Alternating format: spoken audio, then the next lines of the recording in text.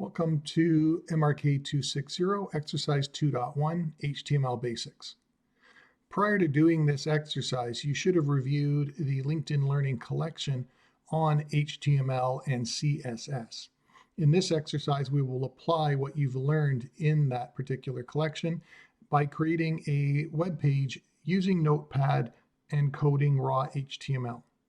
Don't worry, it's not a highly technical exercise. This is not something you're going to be expected to do very often, if ever again in your career, but it's important for you to truly understand how HTML works in order to truly understand how the web and how your website will work as you create it later on this semester.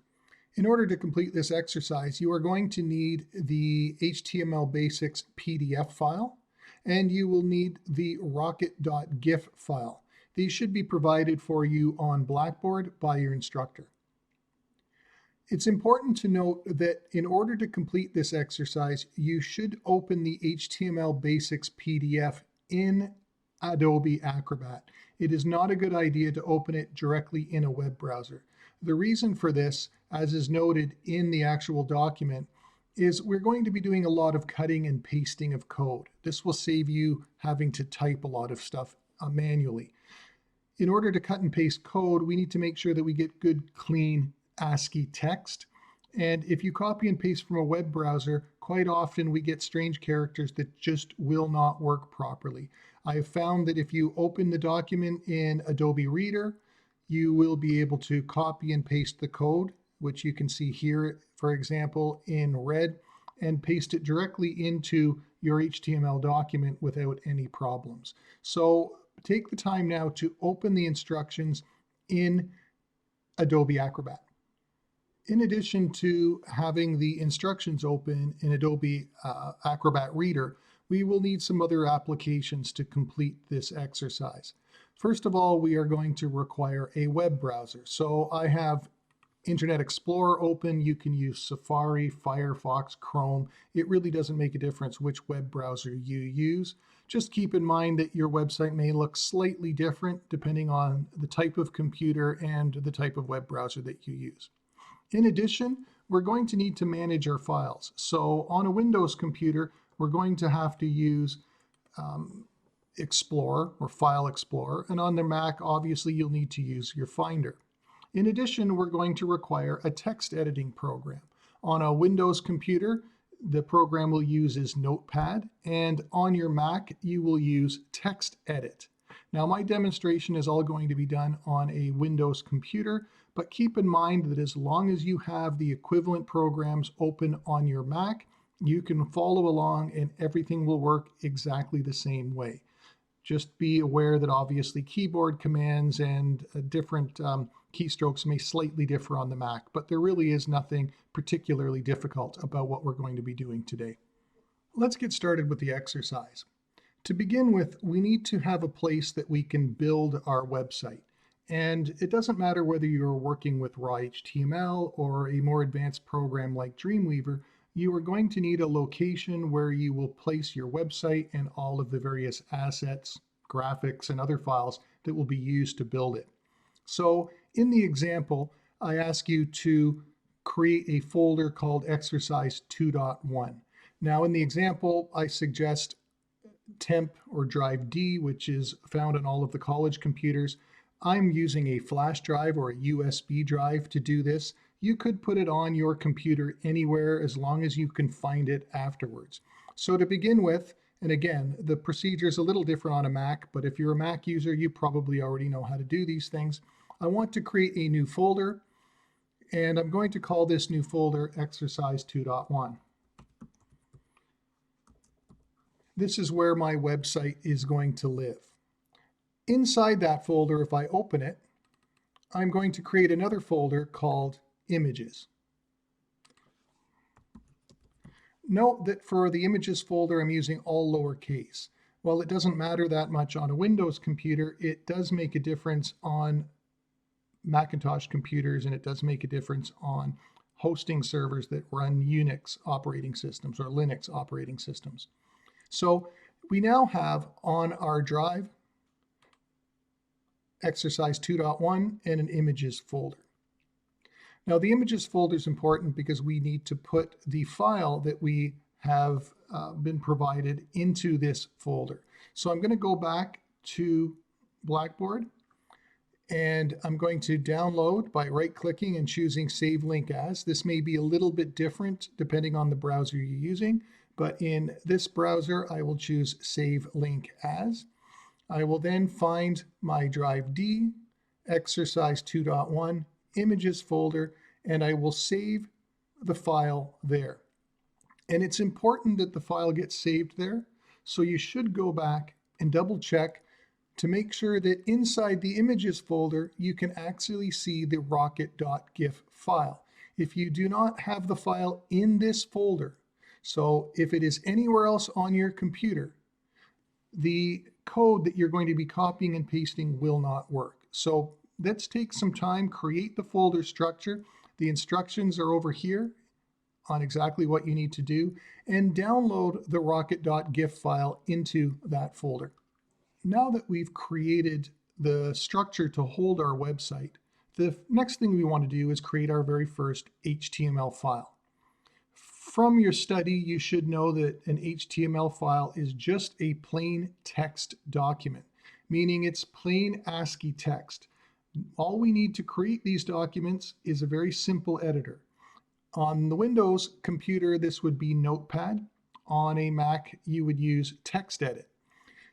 In either case, this just is a plain ASCII text editor, doesn't support any type of formatting, any weird characters. It's just plain text. So in order for our computer to understand that we are going to be creating a web page, we need to name our file with the appropriate extension. By default, a text document or a text edit document will have a .txt extension. A website, if you'll notice here, a web page, has to have a .html extension. So to do this in Notepad, we simply need to choose File, Save As, and that's going to be inside our Exercise 2.1 folder. You know you're in the right place if you are inside your Exercise 2.1 folder and you can see the images folder that you created previously. At this point, you need to go down and change the Save As type to All Files. You can then give the document the name index.html. If you forget to change the Save As type to All Files, then what you will end up saving is index.html.txt, and the icon that will be associated with it on a Windows computer will be a Notepad icon. Be sure that you change Save As type to All Files. By the way, if you want to open this document again, choosing File Open in Notepad, you would need to change the type to All Files in order to see the document. I will now save my index.html document. And back here in Windows Explorer, you'll notice it has the Microsoft Edge icon. So a web browser icon. You'll notice it is called index.html. And you'll notice by the little screen tip that's showing up that it believes that it's an HTML document. Now that we have our HTML document saved, notice it's still a Notepad file. I'd like you to just check if you're on a Windows computer, under Format, make sure that Word Wrap has been checked. This is important because otherwise what you type could go off the edge of the Notepad screen. Word Wrap will just keep everything on the screen within the Notepad window.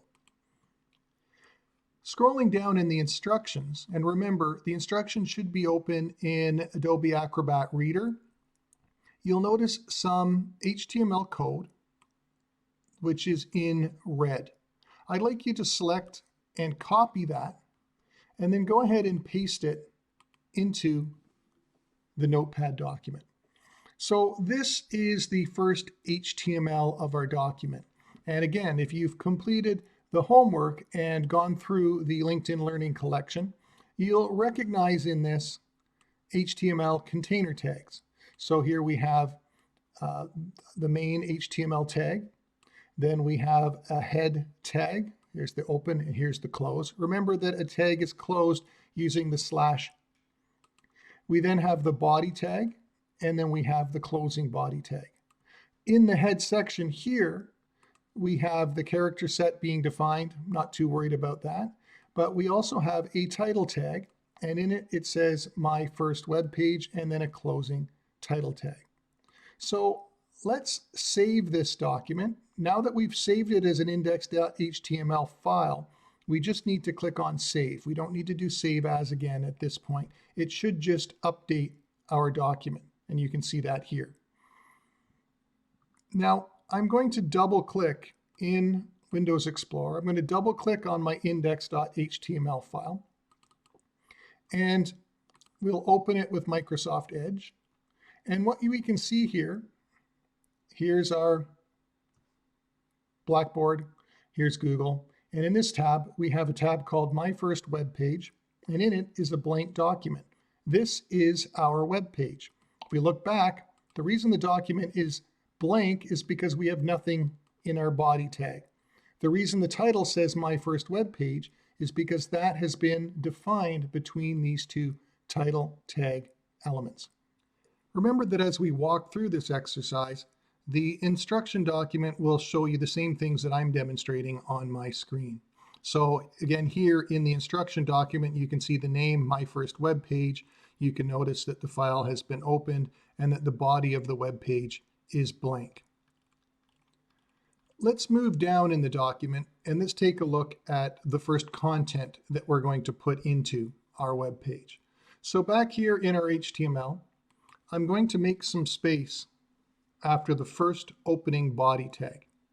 And then here in the instructions, I'm going to select the text in red.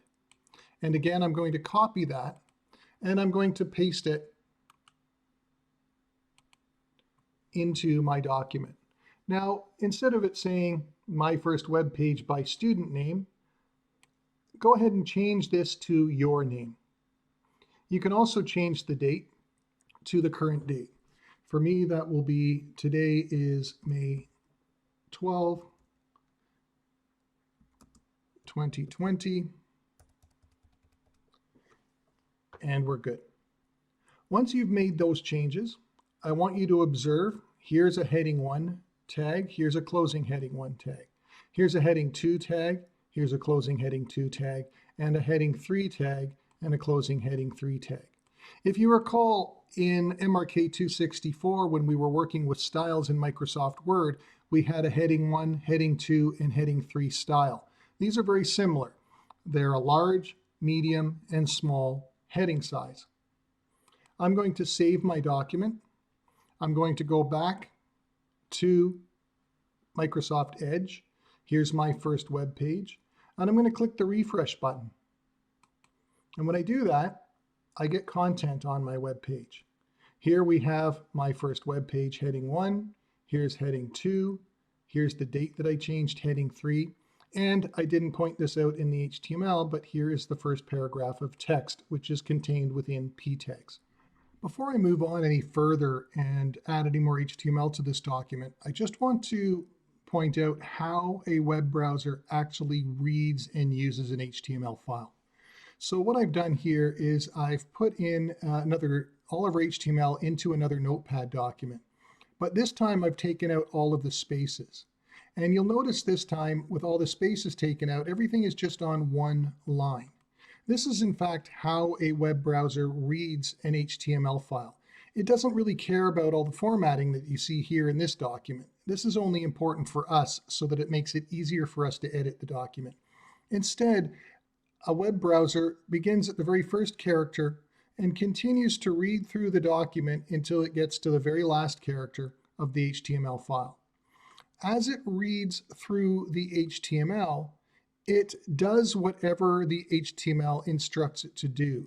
And for the most part, it turns things on and it turns things off. So for example, it turns on HTML, and at the very end, when it finally gets here, it turns HTML off. More importantly, an easier way to understand it is take a look at the title tag. Here's the title tag. It knows the title is supposed to go in the tab in a web browser. So this turns on the title. Now the title is on. The words that will go into the tab of the web browser are my first web page. Then it turns the title off, so now it knows the title is complete. Here we can do the same for a heading 1. Here is a heading 1 tag. Here are the words represented by heading 1, and here it turns heading 1 off. Hopefully that better illustrates how the web browser operates. Later on, when we start putting in bold and italic, you can think about this process as the first B tag or the first I tag turns bold on, and then the closing tag turns it off. This is what creates the on and off of your various formatting in your document. I'm now going to close this, and we'll carry on formatting our HTML document. The next step is we are going to replace this basic paragraph of text here with some longer, more usable paragraph of text. So here there are 2 paragraphs of text that are formatted in red. I'm going to copy these, and I'm going to replace by deleting, just backspace over that, and then pasting in the 2 larger paragraphs of text. Notice it's that lorem text stuff, the placeholder text that we used in a previous exercise in MRK 264. It's just filler text. We don't need any real content right now. We're just playing with the HTML. So I'm now going to save my document, go back to my web browser, reload, and we now have 2 larger paragraphs of text. And notice that as I shrink my web browser or pull my web browser wider, the text flows to fit the width of the web browser screen. Nothing has been defined to constrain or hold the text in any specific position. In fact, we haven't even been able to define which typeface or font is being used. This is the default typeface that this particular web browser will use if nothing specific has been defined. Later on in our style sheet exercise, you'll learn more about how to define typefaces and positioning of elements on the document. The next element we're going to take a look at is formatting text. And if we scroll down to page number 4 in the instructions, you'll notice that I have some tags here: strong, emphasis, a combination of strong and emphasis. These tags will make text bold, they will make text italic, and in this instance, it will make text bold and italic. Just as a side note, you can also use a B or an I tag instead of the strong or the emphasis. So to practice this, let's go anywhere into our document, and we will put in a strong tag. I will also demonstrate the B tag as well, and then turn it off. So here now, if you recall what we just talked about, switches being turned on and off, bold will be turned on. The text between the 2 tags will become bold, and then bold will be turned off. I will also down here do an EM tag for emphasis or italic, and then I will turn off the EM tag for italic. And then even further down, I will turn on, and this time I'll do bold for B, I'll do I for italic, and at the end of this few words, I will do /I to turn off italic, and I will do /B to turn off bold. Notice in the instructions I have these little nesting dolls pictured.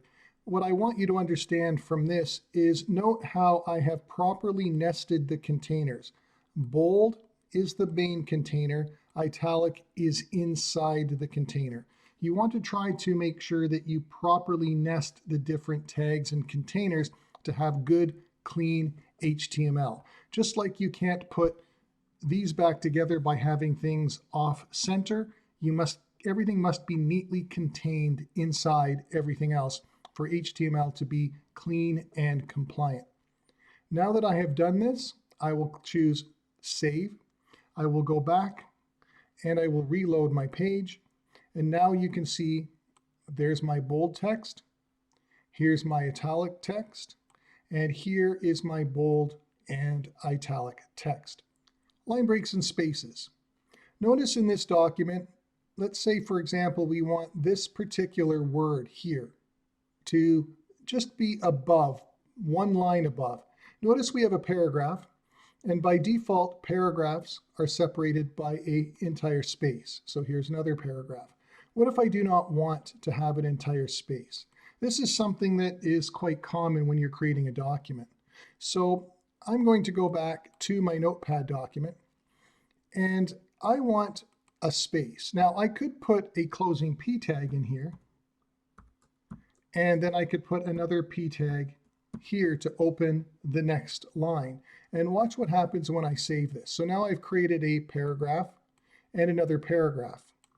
When I save this and I reload my page, notice that I have that full space between this word and this. What if I do not want the full space here? Well, let's go back and undo what I just did. I'll remove this. And what I'm going to do is put in a BR tag. This is a line break tag. Notice that I'm only putting the closing tag in. I'm not putting in the starting tag because this container doesn't actually contain anything. There are some exceptions to the opening tag, closing tag structure within HTML.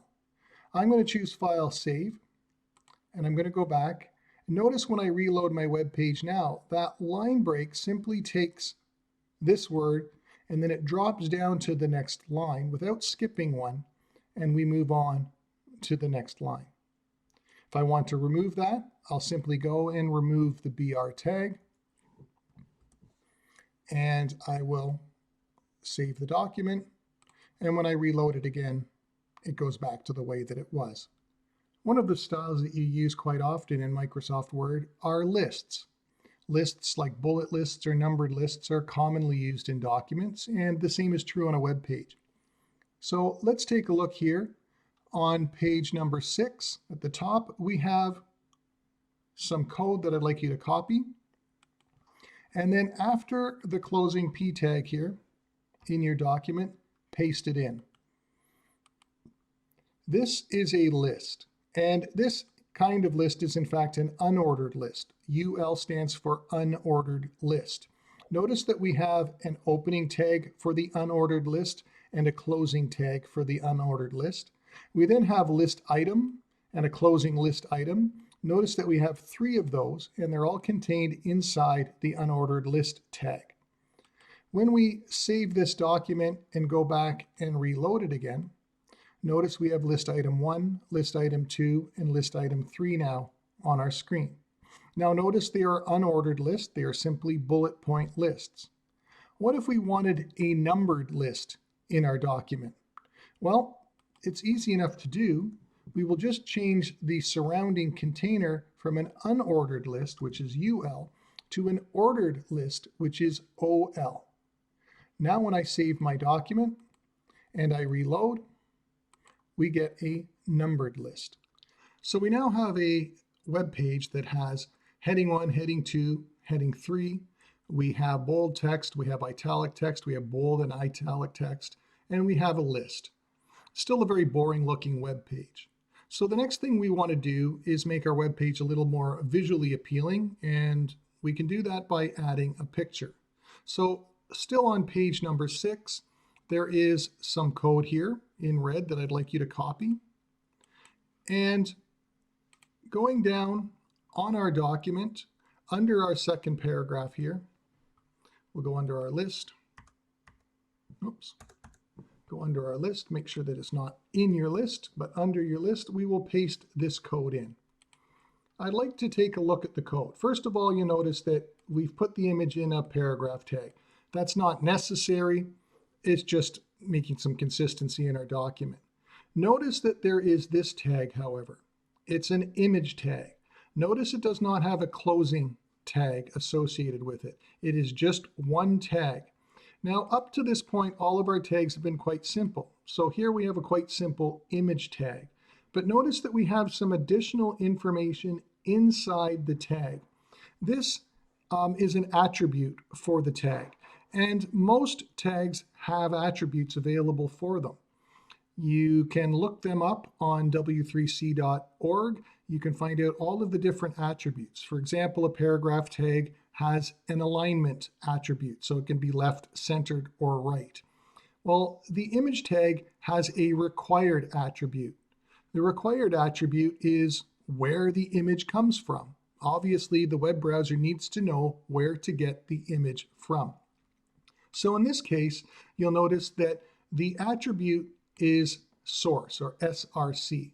Attributes have the name of the attribute, an equal sign, and then in quotes, the value of that attribute. So here, the value of that attribute is that the picture is in the images folder, and it's called rocket.gif.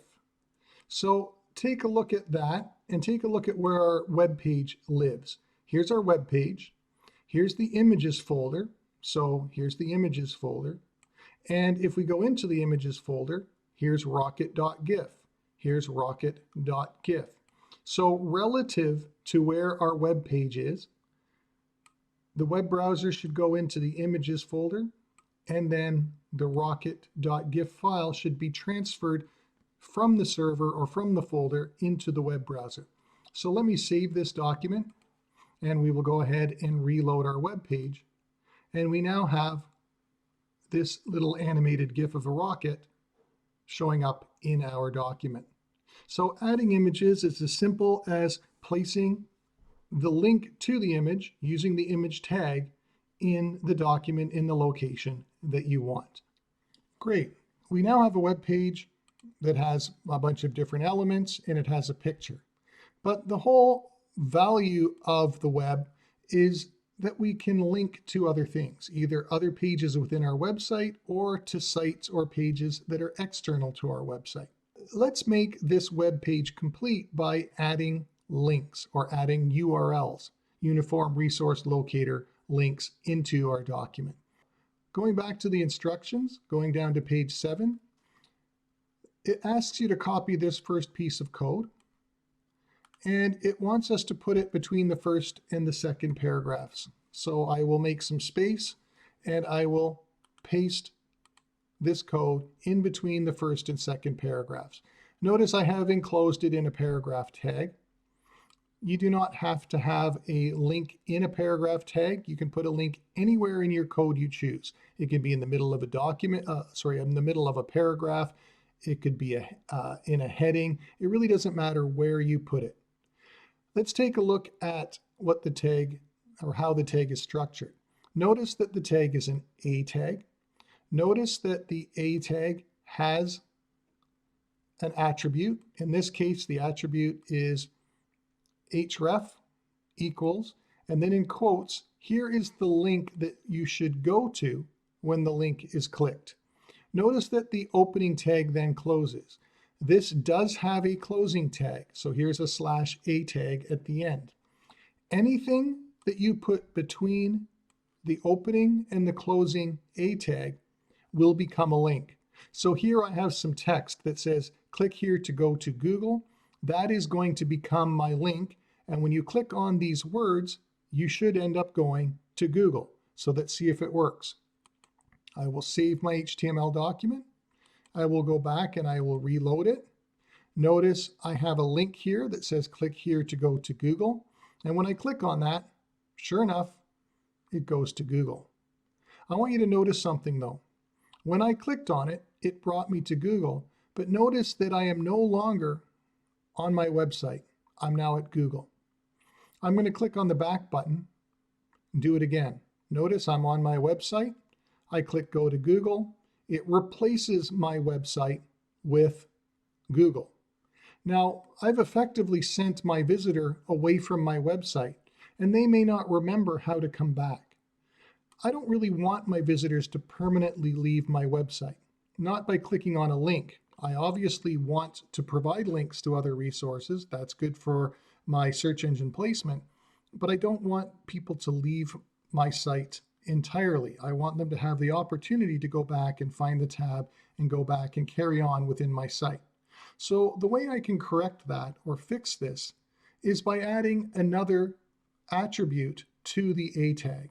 And that attribute is listed here in the instructions. It's the target attribute. And it's target equals and then the value is underscore blank. So I'm going to go back in to my A tag, make a little bit of space after the first attribute pair here, and then I'm going to paste in this new attribute, which is target equals, and then the value of blank. When I click on Save Now and reload my website, everything looks exactly the same, except this time when I click here to go to Google, notice that it does open Google, but notice it's opened it in a new tab. Here is my first web page, so it's still there, easy for people to find and go back to, but we've still sent them off to learn more or find more information on whatever topic it is that we are speaking about on our website. In addition to turning text into links, we can also turn graphics into links. Now, this is a picture of a rocket, but imagine if I clicked on this picture of a rocket that it took me to another website. For example, what if we wanted to create a button, like a Buy Now button or a Click Here button? Simply a graphic that we would create, and we would turn that graphic into a link, and then it will act as a button. Right now, when I click on this picture, nothing happens, but I want to turn it into a button. So here in our code, you'll notice that we have, I'm going to actually select this entire line of code here, and I'm going to copy it. It'll be a little simpler than just trying to copy the red. So copy the entire line of code. Go back to your HTML document, and notice in the line of code, we still have the image tag, image source images rocket.gif, but we have surrounded it by an A tag. So I'm going to remove this and replace it with this. Notice here is the A tag. Here's the ending A tag. And inside between those two parts of the A tag is our regular image tag. Let's save this, go back and reload our web page. And now when I hover over the picture, I get a little finger, so I know it's a link, same as up here. And when I click on it, it brings me out to the Virgin Galactic website. Notice I put the blank target equals blank attribute in here, so it did not close my original web page when I did it, and it brought me out to the next link. So there's where you can use an image as a link. Think of it as just a great way to allow people to get more information, or as a button that people can click to get to another location in your website, for example. Okay, we are almost done this exercise. The very last part of the exercise on page 8 talks about creating tables. Now here's the thing. Tables can be very complex. Well, they are very complex. And generally, I wouldn't recommend that you code tables by hand. I would use a program, an editing program, create the table, copy and paste the code if you want to do that. Luckily, when you're using a content management system like WordPress, you don't need to worry about building your own tables. If you do want to build a table, the structure is shown here on page number 8. So we have a table tag. It has a few attribute pairs, so there's a border around this table. The table will be 50% the width of the browser window. Then we have rows in our table. Here is a row. And then we have columns in our table. Here is the first column, and in that first column we have a link, and here is the second column. Remember, they're both within the same row, and it has a link in it as well. So I'm not going to go over it any more than that, but what we will do is we will copy this code, and we will go down under our picture, make a little bit of space, and let's paste that code into our document. So we now have the table code in our document. Let's choose File, Save again. And then when we reload, this time you will notice we have a table that is 50% the width of our browser. Notice it gets smaller or bigger depending on the size of our browser. it has a border around it, and it has links in it. The first one is a home page link, and if I click on that, nothing happens, because if you hover over it, you'll notice that it points to index.html. The second is a link to page 2, which if I click on it, I get a file not found error because we have not created a web page called page 2. This, however, does illustrate tables, and tables can be used for many different reasons. They can be used to organize data. They can also be used to create structure on your website. But again, they're rather complex, and it's not the kind of thing I would generally recommend that you do on your own. That concludes this exercise. Let's just quickly recap what we learned. We created a web page that had elements like 3 different headings: bold, italic, lists. We created a link. We also put in an image, and we turned that image into a link, and we put a little table at the bottom. If you had any trouble completing this exercise in a step-by-step process, if you scroll down to page number 9, the entire exercise code is listed here. You can copy everything into a Notepad document and save it, and you will have the completed exercise file. Now, if you recall, on our web page, we had a page 2 link and it didn't work. The very last page, I have the code for a second web page. So if you copy this code, go back to your Notepad document, create a new Notepad document, and paste that in. We can now then save this as page2.html. So remember to save as HTML, choose File, Save As. Make sure you're in the right location. Notice I cannot see my index.html file here. I have to choose Save As Type, All Files. Now I can see my HTML file. I'm going to call this page2.html, and I will save it, making sure I put it in the same location as the index.html file. Now that it's saved, if I go back and click on page 2, I get page 2. And if I click on home page, I get home page. Lastly, let's say I want to open my index page and continue working on it. Well, if I go open in Notepad, notice that I do not see my HTML file, even though I'm in the correct location. That's because over here, it's only showing me text documents. Be sure to change this to all files, and you will be able to then see your HTML files and open them. So here is our code for our page 1. So I hope that was an interesting introduction to HTML. Luckily, you probably won't have to use it much, if at all, in your career. But there are the occasions when knowing a little bit about HTML will be helpful to you. And when those days come, you'll have appreciated going through and playing around with basic HTML the way we have in this exercise. Thank you.